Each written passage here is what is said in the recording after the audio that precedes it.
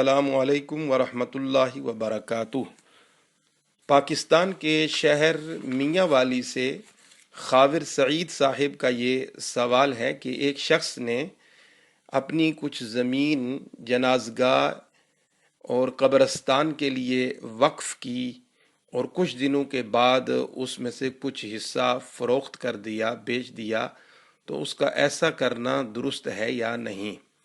تو اس سلسلے میں عرض یہ ہے کہ اس کا ایسا کرنا درست نہیں ہے، اس لیے کہ وقف کے یہ معنی ہیں کہ کسی شے کو اپنی ملک سے خارج کر کے خالص اللہ تعالیٰ کی ملک کر دینا، اس طرح کہ اس کا نفع بندگان خدا میں سے جس کو چاہے ملتا رہے۔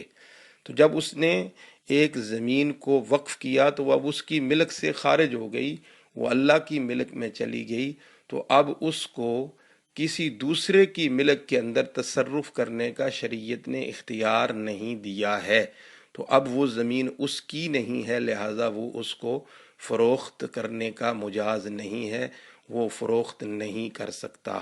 ھذا ما فہمت واللہ ورسولہ اعلم بالصواب۔